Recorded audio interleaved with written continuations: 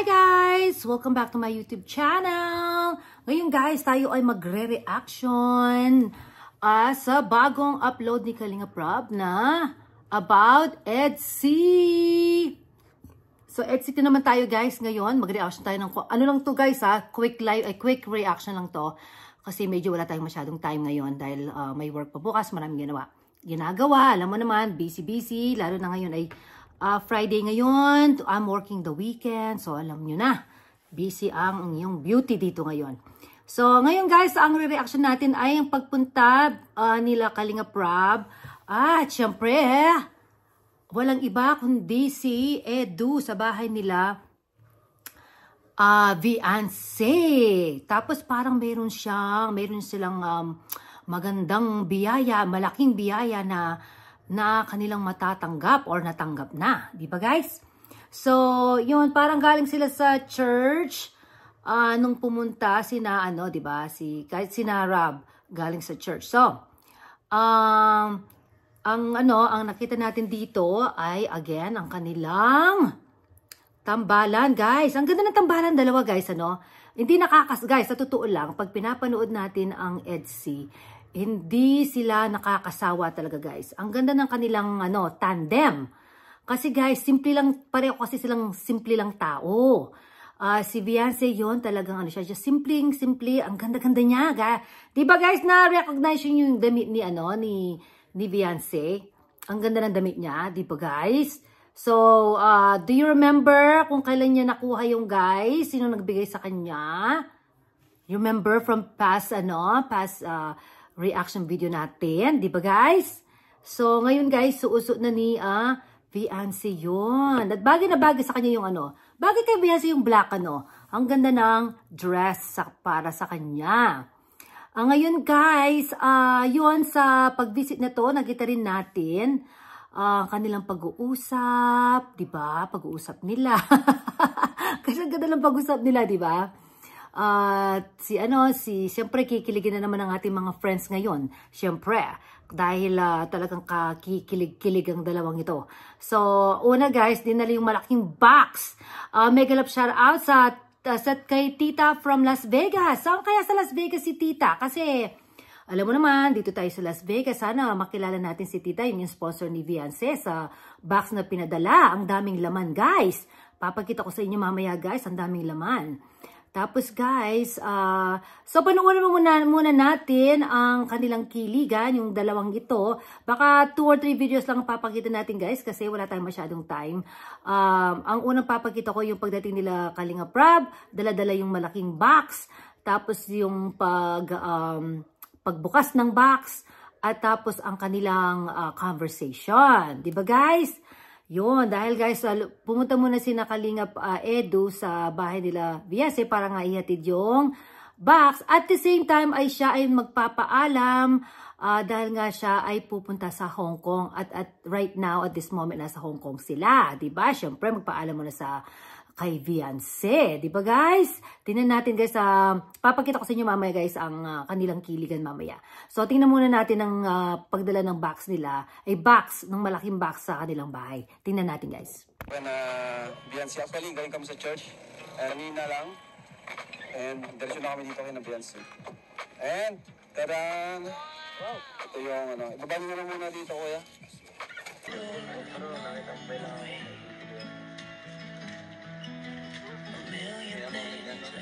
Kanina pa po kayo dito?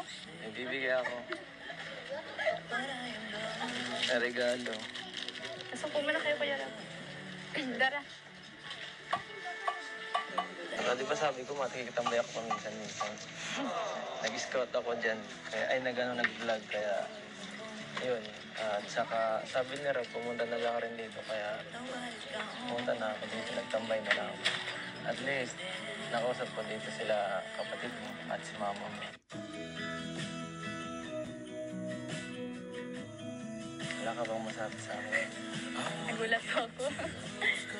Surprise. Sige ba tiyata? Ay, kaya naman pala. Ayan. Ang taga kasi ng isa eh. Shopee. Nakatingin sa'yo.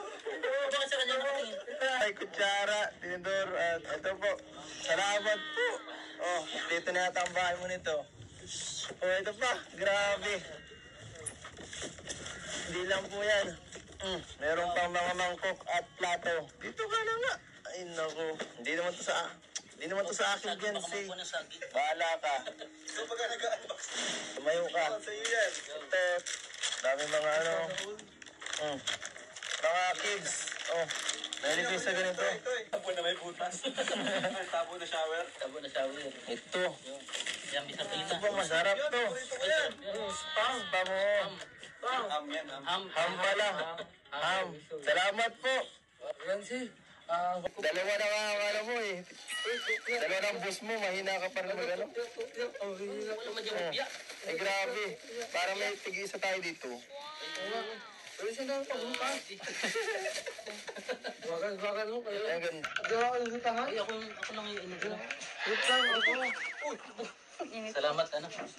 Salamat, Biancy. Salamat po, Tita from Las Vegas. Thank you. Suotin ko na. Bagay ba? Yo. So yun guys, nakita nyo na ang pagdating ng box. Diba guys? At of course, na gano'n lang, nagpunta na lang si Edu dyan sa kanila dahil mayroon daw siyang binavlog sa area na yon. So, tumuloy na lang si Ka Edu sa bahay nila Beyonce. You know what I mean? So, tapos guys, yun, sabi niya, at least nakausap niya ang kanyang mga kapatid kasi nagtambayan siya, nakipagtambayan muna siya doon bago dumating sina Beyonce. Yun ang magandang trait talaga ni Kalingap Edu. Napaka-gentleman talaga ng lalaking ito, ng batang ito, di ba? Wala tayong masabi sa kanya. So, ngayon guys, yun nga, dumating yung package. Nakita natin ang laman ng package, di ba? Ang daming mga kitchen, items. Di ba guys? May ang lalaki na yung mga parang mga set na binigay ni Tita from Las Vegas. Tapos may mga chocolate, may spam, may ham. Diba guys? Yun, makakatulong yan guys sa kina Beyonce. Alam mo, talagang ganda naman kasing tulungan si Beyonce guys kasi napaka-buti ng pamilya nila. So, at siyempre kailangan din naman ng tulong natin sa kanila, diba? Kasi kaya nga nasa scholar siya at Kalingap Angel dahil kailangan din ng tulong ng Kalingap. So, yun guys. So, nakita natin ang kaguluhan ng mga K-boys dyan sa box. Panoorin nyo lang guys kasi mga konti-konti na mga clips ang kinuha natin. Kasi madali lang ang reaction video na to. So, panoorin nyo po ang buong video kay sa vlog ni Kalingap Rob. Yun guys, nakita din natin doon nung sabi nga ni Kalingap Rob. But si Edu ang naging siya nang naging nag-open pa, nag-unbox instead na si Beyonce. Diyan natin makikita si Beyonce talaga guys. Super tahimik at super mahihayin ng bata, di ba? Tsaka simple lang siya, di man siya nakikipag sa box. Si Edu, sanay na kasi siyang makatanggap ng mga boxes kaya sanay na siyang mag-unbox. Di ba guys? So yun, ang dami naman ng box. Thank you kay Tita from Las Vegas. Sana kung napapanood ni Tita from Las Vegas ang ating reaction video na to, thank you para kay Beyonce at kailangan talaga ang tulong nila. Thank you sa pag-sponsor sa kanya. So yan guys. Anong masasabi nyo guys sa reaction ni Beyonce sa box na yan? So, hindi mo natin nakita yung yung nakikipag siya, sabayan na mag-open. Tahimik kasi nakaupo lang nga sa corner, hindi naman siya nakipag-open din. So yun, at least towards the end, tumulong na rin siya mag-open sa box, mag-unbox kumbaga. So yun guys, ang ganda. Tapos sabi nga ni punta ka dito, sabi ni Edu. Si Edu talaga nakakatawa kasi siya ang naging madalda sa tambalang ito, sa love team na to, di ba guys? So ngayon guys, tingnan naman natin kanilang pag-uusap pagkatapos ng unboxing. At pagkatapos ng uminom ng kape, pagkatapos din natin nakikita ang mga K-boys sina Kalingap Rob na isuot ang kanilang mga bagong hats. Kasi guys, maganda yung mga hats sa mga nagbablog dyan. Kasi kaya nga, gustong-gusto nila mga ganyang items, diba guys? So yun, tingnan naman natin guys ang pag-usap ng dalawa pagkatapos ng unboxing. Tingnan natin kung ano masasabi nyo guys dito. Ito mo talaga.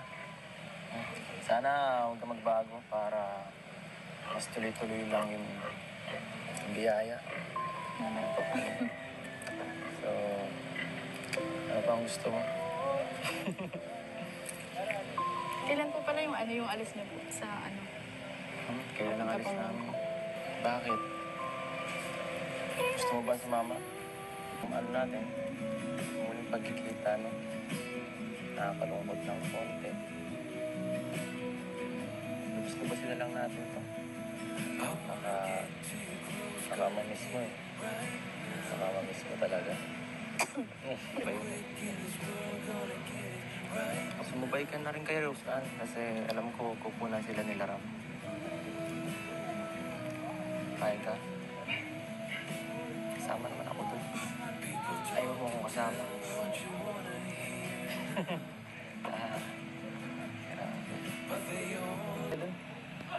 Parang ang ganda dito. Ingat ka.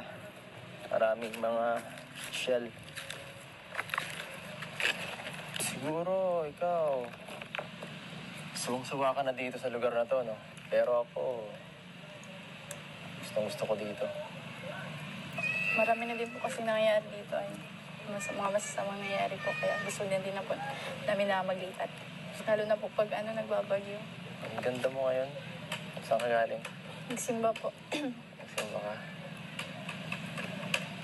Bagay nga. Bagay ang kinuha natin. Galing ko mapili, no? Ang konti. Napaka-common naman yan, eh. Mag-message po kayo sa nandun na po kayo. Mag-message po kayo pag nandun na po kayo sa Gusto mong i-update kita palagi?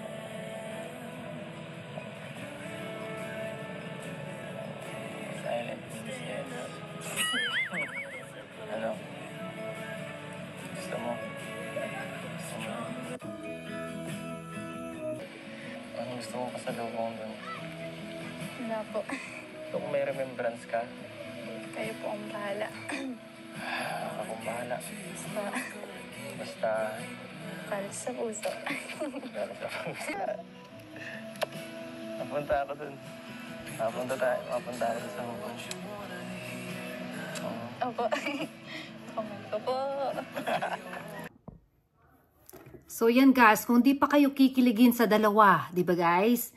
Sabi nga ni Kalingap Edu, sana kung nakasama sana siya kasi nga pupunta nga sila sa Hong Kong, mas maganda sana doon na makasama yung dalawa, kaya lang wala pa siyang passport. So sabi niya next time siguro, 'di ba? Pag sabi niya sumabay ka na lang kina Rose Ann, 'di ba? So gusto mo 'yon, sabi ni ni Kalingap Edu. Hindi makasagot si 'di ba? Si Rose Ann, si Vianse. Nakakatuwa talaga guys ang dalawang ito, no? Yung yung kanilang reaction sa isa't isa at ang kanilang pag-answer, nakakatuwa talaga kasi si Vianse talagang hinihintay mo talaga kung anong sasabihin niya, anong sasagutin niya. 'Di ba guys? Parang sige magsalita ka na Vianse, gano'n, 'di ba? Kaya na-challenge yata si dito si Kalingap Edu kasi tahimik talaga si Vianse. Pero kahit tahimik siya, yung titig niya, sabi ko nga sa natin niya sa thumbnail, sa titig na lang ako ni Vianse, di ba guys? Kasi sa titig niya talaga, her titig says a lot, di ba guys? Kasi talagang feel ni Ka Edu ang parang admiration ni Vianse sa kanya. Di ba guys? Ang ganda talaga. I think baka nagka-crush na si Vianse kay Kalingap Edu. You'll never know. Kasi talagang likable naman si Kalingap Edu, di ba? So sana nga makasama si Vianse sa next trip nila Kalingap Rob. Kasi, di ba? Para naman masaya ang Kalingap Angels, maraming makakasama katulad ni di ba? Ni Joyce, nandiyan ang Joy Vid, nag-enjoy sa Hong Kong. So guys, yun nga tinatanong niya kung mamimiss siya, 'di ba? Kung kung mamimiss daw siya pag pag-alis niya sa papunta sa Hong Kong. So, pros, matagal na naman sumagot si naghintay naman si Kalingap Edo sa sagot. So, sabi niya, mamimiss ko po kayong lahat. At saka ano daw ang gagawin ni Beyonce, di ba? Sabi niya, pag-pray, di ba? Pag-pray sila na safe ang trip, have a safe flight. Tapos sabi ni ano pa, di ba? Tapos sabi niya mag-check-in siya sa kanila. Lagi, di ba? Sabi ni Kalingap Edo, lagi, di ba? So, yun ang ganda talaga ng back and forth ng dalawa. So, wala tayong masabi, guys. So, tapos yun, nag-a-appear na naman si di ba? Give me 5, sabi niya. Kalingap Edo. Syempre, nahawakan na naman ang kanyang kamay. Nakita nyo guys, kinilig ba kayo doon? Kinilig ba kayo sa pag ayaw na nang let go ni Kalingap Edo ang kamay ni Beyonce? Sabi niya, Kuya Edo, ang kamay ko po. Guys, kundi man, alam mo, siguro deep inside si Beyonce kinikilig din para sa akin. Di ba guys? Di ba? Kasi guys, we've been there nung bata pa tayo, nung mga teenager. At that age, guys, meron akong crush. Yung mga crushes ko mas matanda pa talaga sa akin. So, hindi ako masusurprise kung kikiligin si Beyonce dahil nga ganun din ang feeling ko noon, di ba? Speaking from experience. So guys, yan. Thank you guys again sa panunood sa ating reaction video. Ang ganda na lang ang ating reaction kasi guys, talagang short video lang ito. Gusto ko lang mag-react sa tandem nila ng EDSI again kasi pag may bagong upload si Kalingap Rab sa EDSI talaga ako rin kahit mag-50 years old na ako kinikilig pa rin. So sana nagustuhan nyo ang aking reaction sa kanilang dalawa at nakikita nyo sa akin ang pagkakilig to the max din kahit tayo matanda na.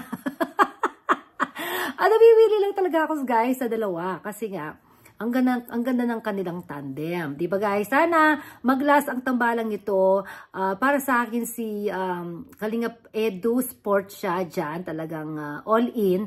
Ganon din si Beyonce. Talagang pang lang naman. Alam nila na ito ay pang good vibes. At nakaka-add ito sa mga vlogs ni Kalingap Rab. Pang good vibes sa ating mga friends na OFW. Kasi guys, ang mga ganitong mga love team ni Kalingap Rab talaga nakakatulong yan sa channel niya at sa ating mga friends na nalulungkot na dyan sa ibang bansa. At ito ay nakakatulong sa kanila na magpalipas ng oras, di ba guys? Kasi parang nanonood na rin sila ng TV, ng mga teleserye, di ba guys? So again, thank you guys. Mega love shoutout sa K-Roar. Thank you Kalingap Rab again sa pagbibigay mo ng opportunity sa amin na maging reactor mo at mag-concentrate sa inyong mga videos at sa aking co-carer, hindi ko na kayo maisa-isa. Mega love shoutout sa inyong lahat. Sa Team Trulala, Team Tigangers, Team Koos, and Team Merd. Thank you guys again. Hanggang sa susunod. Always support po si Kalingap Rab at of course si Kuya Val Santos Matubang at si Ate Edna Vlogs. Ingat kayong lagi guys. Hanggang dito na lang. Until next time. Bye for now.